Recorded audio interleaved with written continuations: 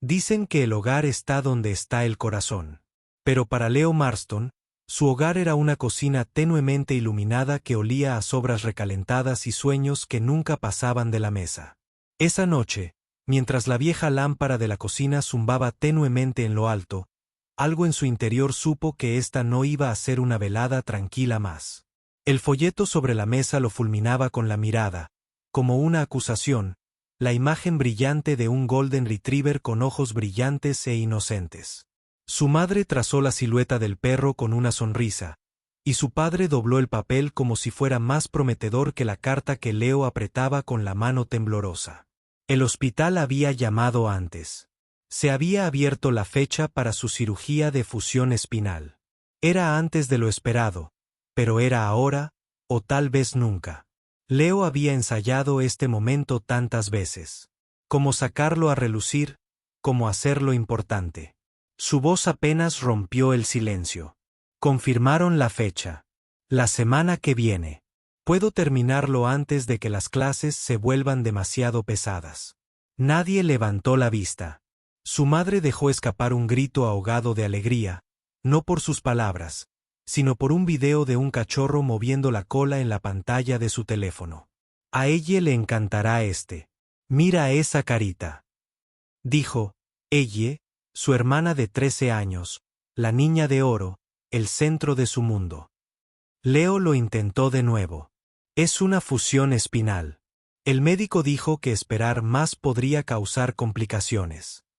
Fue entonces cuando su padre finalmente respondió. Sin mirarlo, sin siquiera detenerse a doblar la espalda, dijo, llevas años viviendo con esa espalda. Leo, no te ha matado, pero ella solo tiene una infancia. Fue como si la hubieran borrado. No rechazado, solo hecho invisible. Las palabras flotaban en la habitación como humo de cigarrillo, manchándolo todo. Los dedos de Leo se apretaron alrededor del sobre que tenía en la mano. El informe médico, el desglose de costos, los formularios de consentimiento. Nada de eso importaba. No cuando él no era el hijo por el que luchaban.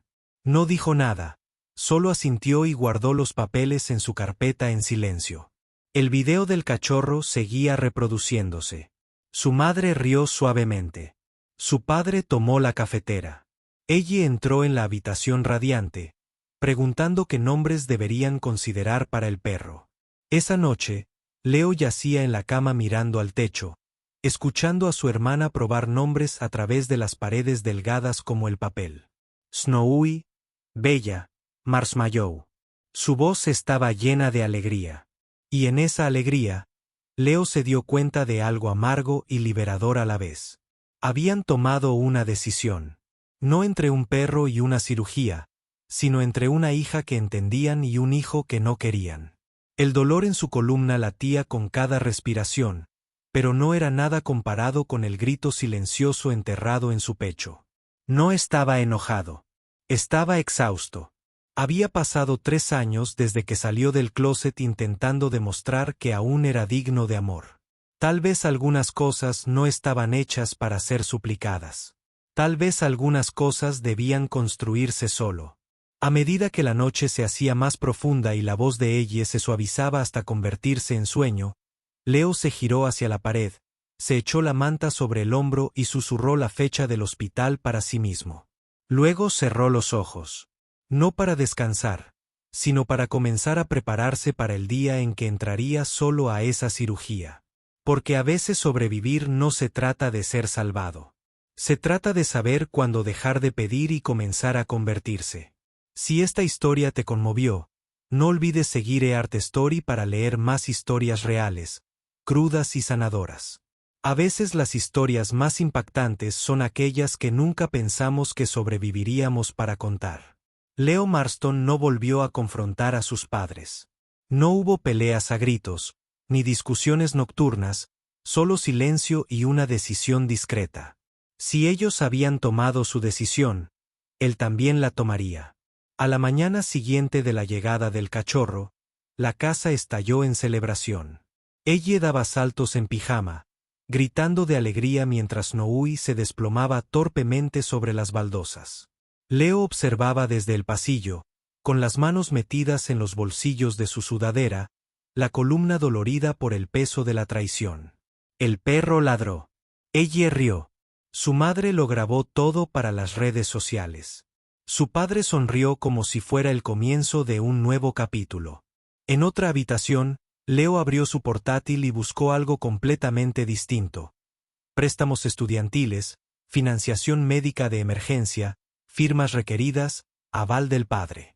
Se quedó mirando la línea donde se suponía que debía ir el nombre de su madre.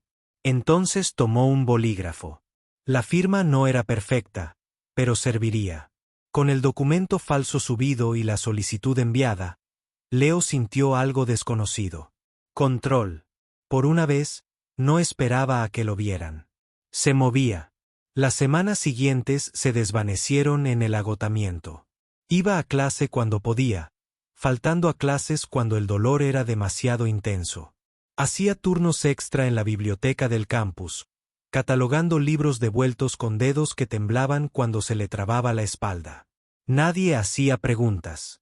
Nadie se fijaba lo suficiente como para ver a un chico de 19 años manteniendo la compostura con aliento y fuerza de voluntad.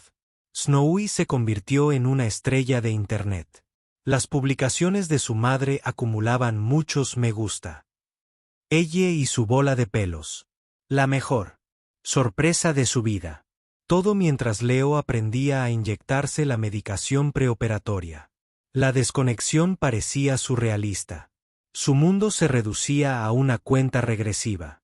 Para el día en que lo llevarían en silla de ruedas a un quirófano estéril sin nadie en la sala de espera. Aún así, Leo no se lo contó a nadie. Ni a sus amigos, ni a sus profesores, ni siquiera a ella. No fue hasta la noche anterior a la cirugía que finalmente habló. La cena acababa de terminar. Snowy yacía acurrucado bajo la mesa. Su padre estaba navegando en su teléfono y su madre doblando la ropa. Ella había subido.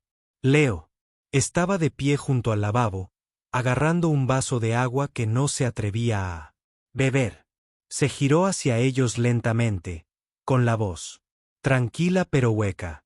Mañana me operan.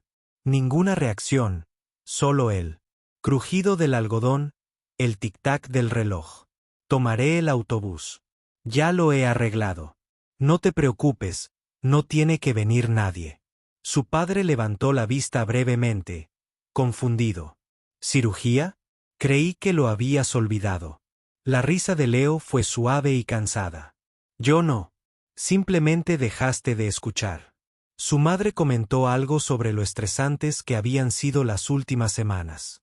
Que tal vez podrían hablar de esto más tarde. Que no tenía por qué ser dramático. No discutió. Simplemente asintió y se disculpó. Esa noche, mientras el resto de la casa volvía a su ritmo habitual de comodidad y distracción, Leo empacó su mochila, una camiseta limpia, una lista de medicamentos, su identificación y una pequeña libreta donde había anotado todo lo que necesitaba recordar en caso de que no pudiera hablar después de la cirugía. Lo último que vio antes de apagar las luces fue la puerta del dormitorio de ella. Un cartel rosa colgaba torcido del pomo. Decía, no molestar. Snowy y yo estamos ocupados. Sonrió sin amargura. No se trataba de venganza. Se trataba de liberación. Había pasado tanto tiempo rogando por reconocimiento. Pero ahora forjaría la dignidad con sus propias manos, aunque temblaran. A veces, el momento en que dejamos de esperar a ser rescatados es el momento en que empezamos a levantarnos, aunque eso signifique caminar solos hacia la mesa de operaciones, aunque no haya nadie para despedirnos. Porque la valentía no siempre es ruidosa. A veces suena como una voz suave que se susurra a sí misma en una habitación silenciosa. Lo estás haciendo. Lo estás haciendo de todos modos. Y así aprendimos. No importa quién nos abandone, todavía vale la pena presentarse por nosotros. El hospital olía a antiséptico e incertidumbre. Leo Marston cruzó las puertas automáticas justo después del amanecer. Llevaba una sudadera fina sobre los hombros y aferraba en una mano un formulario de consentimiento doblado. Su mochila golpeaba torpemente contra su columna vertebral, que le dolía más a cada paso. Estaba solo, tal como había dicho. En el mostrador de facturación, la enfermera levantó la vista, buscándolo con la mirada en busca de un padre, un tutor, alguien que firmara a su lado. Pero Leo ya tenía el papeleo, ya tenía las respuestas, ya conocía la mentira. Tenía 19 años. Legalmente, emocionalmente, eso era más difícil de medir. Le dieron una pulsera de plástico y una bata de hospital. Le dijeron a dónde ir, cómo cambiarse, qué esperar. Asintió a cada instrucción, incluso con las manos temblando y la boca seca por los nervios. Cuando la enfermera salió, Leo se paró frente al espejo del baño, examinando cómo su cuerpo se doblaba ligeramente, casi imperceptiblemente, excepto para alguien que vivía dentro de él. La columna que se curvaba mal. Los hombros que compensaban, el dolor que nunca se anunciaba con gritos, sino que susurraba con firmeza en cada movimiento. Respiró hondo, luego otro, y luego se puso la bata. La preoperatoria era un torbellino de monitores que pitaban y sábanas blancas y tersas. Sin visitas, sin voces suaves, solo eficiencia clínica hasta que entró Tyler. No llevaba bata blanca, solo un uniforme verde oscuro y un cordón que decía personal de fisioterapia. Llevaba el pelo rapado y parecía alguien que había visto cosas que la mayoría de la gente no podría soportar. Pero cuando vio a Leo, algo en sus ojos se suavizó. ¿Eres Leo?, preguntó con suavidad. Leo asintió, demasiado tenso para hablar. Te veré durante la recuperación. Solo quería presentarme antes de que te operes. Sé que las cirugías pueden parecer grandes, pero no estás solo aquí. Era la primera vez que alguien decía eso en semanas. Leo quiso darle las gracias, pero las palabras se quedaron atrapadas entre el miedo y la anestésica. Cuando el equipo llegó para llevarlo en silla de ruedas, Tyler asintió levemente desde detrás de la cortina. Una silenciosa promesa. Saldrás del otro lado. El quirófano estaba frío. Las luces eran demasiado brillantes. Las máquinas parpadeaban y zumbaban, mientras las voces comprobaban y volvían a comprobar cada detalle. Luego vino la cuenta regresiva y luego la oscuridad. En casa, Snowy empezó a atragantarse con un juguete de goma. «Ella», gritó. El caos que siguió fue el tipo de ruido que exigía atención. El perro fue llevado de urgencia a una clínica de urgencias. Ella sollozaba descontroladamente, aferrada al brazo de su madre. Su padre ladraba órdenes por teléfono. Era la primera vez en semanas que la familia se movía al unísono. En medio del pánico, el hospital llamó N. No se trata del perro, ni de Leo. Una voz educada preguntó si alguien planeaba visitar al paciente. La cirugía había salido bien.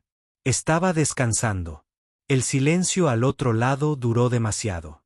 Cuando Leo abrió los ojos, estaba oscuro afuera. Las máquinas emitían pitidos constantes a su alrededor.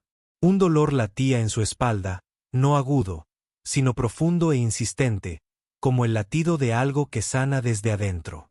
Alguien le tomaba la mano. «Tyler, estás bien», dijo, con voz tranquila y firme. Se acabó. Leo parpadeó ante el peso del mundo que regresaba. Una hora después, sus padres aparecieron.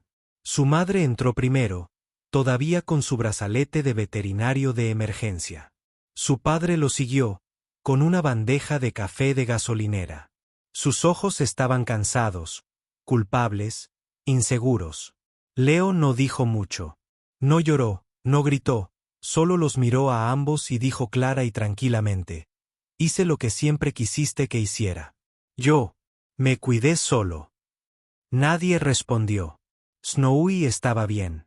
El juguete había fallecido. Ella estaba en casa, conmocionada, pero bien. De alguna manera, todo había vuelto a la normalidad, excepto Leo. Ya no era el mismo niño que mendigaba en la mesa de la cocina. Ahora era alguien que había llegado al límite, abierto, cosido y regresado sin aplausos. Alguien que había aprendido que a veces la falta de apoyo revela no solo dolor, sino posibilidad. La sanación no siempre comienza con el amor de los demás. A veces comienza cuando aceptamos que el amor que necesitamos podría tener que venir primero de nosotros mismos. Y eso también puede ser suficiente para empezar. La recuperación no fue heroica.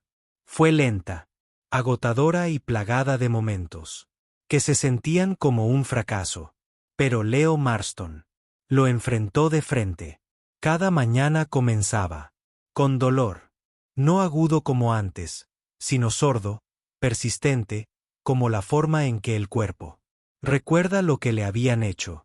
Tyler estuvo presente durante todo el proceso, enseñándole a sentarse, a respirar, a caminar sin sujetarle la espalda baja, animándolo cuando le temblaban las piernas, sujetándolo cuando le fallaban las rodillas.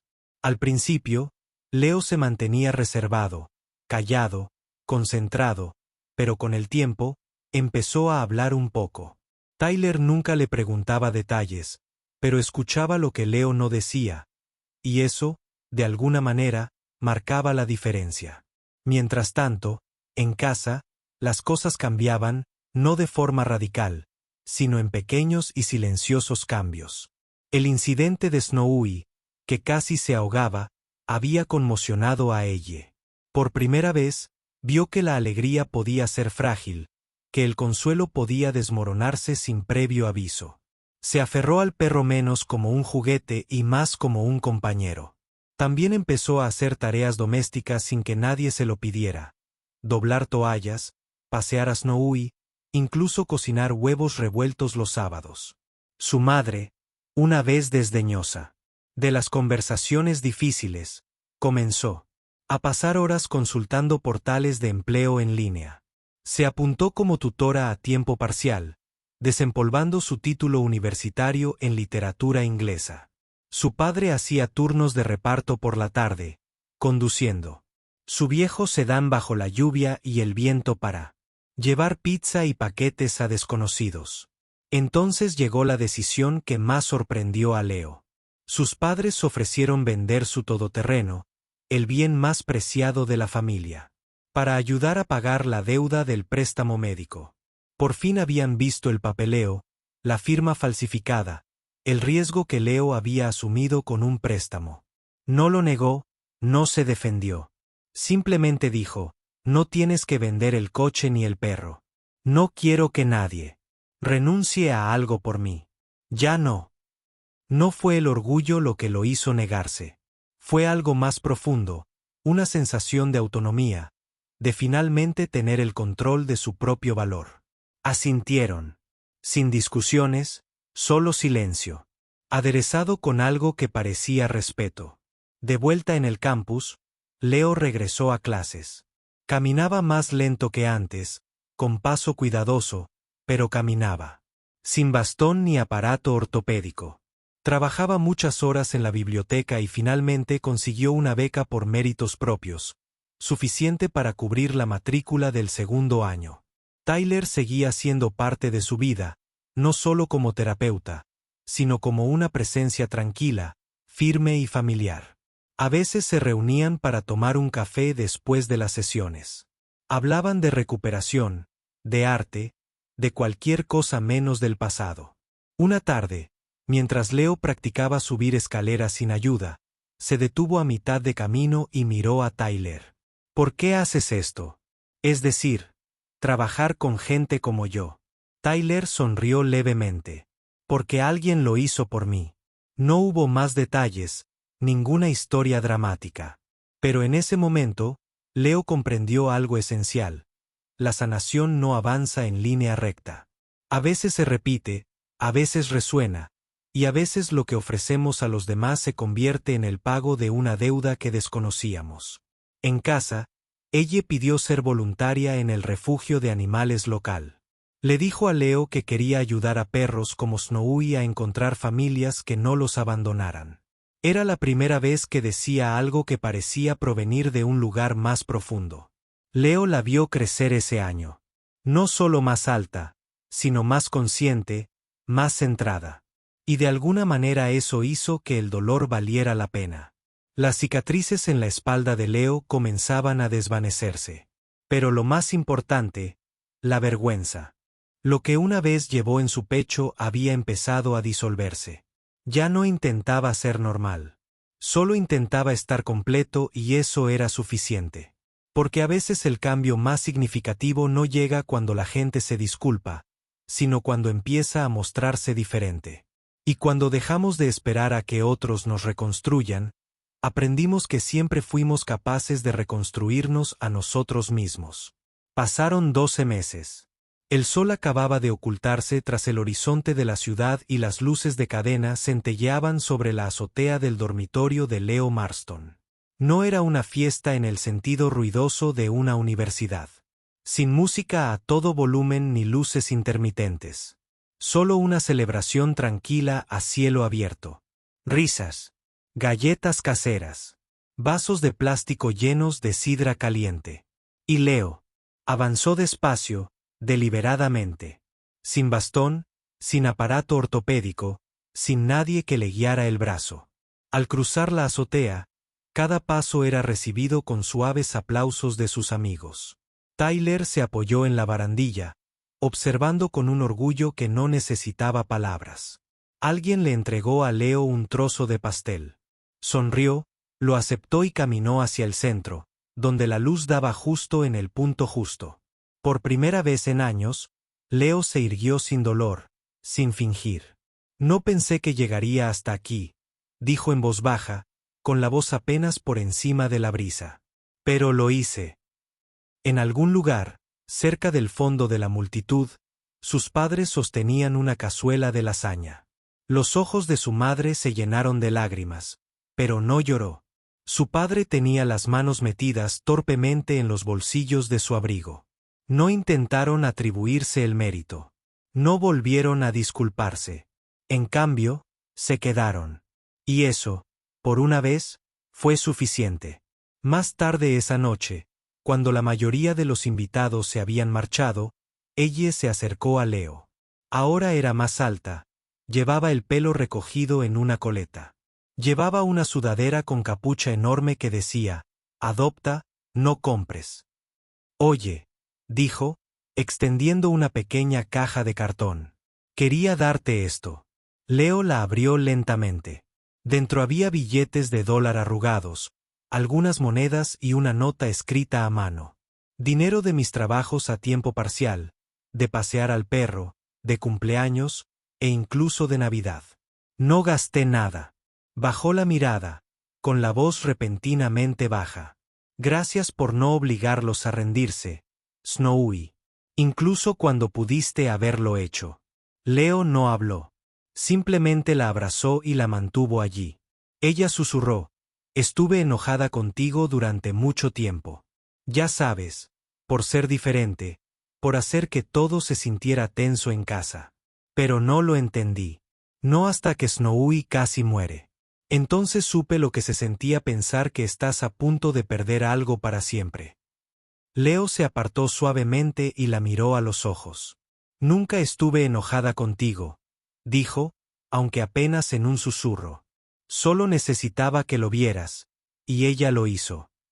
Más tarde esa noche, cuando solo quedaban unos pocos, Leo se sentó junto a Tyler cerca del borde de la azotea. El aire era fresco y le rozaba suavemente la mejilla. Tyler metió la mano en el bolsillo de su abrigo y le entregó a Leo algo viejo y desgastado. Una postal doblada, con los bordes amarillentos y ligeramente rota. Leo la abrió. En el reverso, con letra desordenada, estaba escrito, «No me conoces.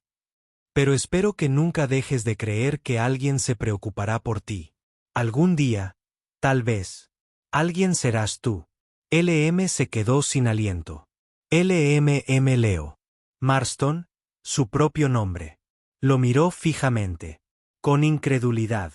«¿De dónde sacaste esto?» Tyler sonrió, un poco triste, un poco agradecido. De un chico con un abrigo rojo en el refugio de invierno hace años. Tenía 17 años. Solo. Eras voluntario. Me diste esto con una taza de chocolate caliente y una barra de granola. Probablemente no. ¿Lo recuerdas?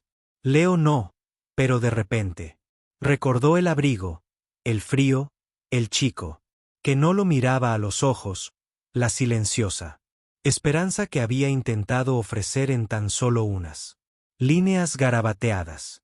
Y ahora ese chico, ahora un hombre, lo había ayudado a volver a la vida.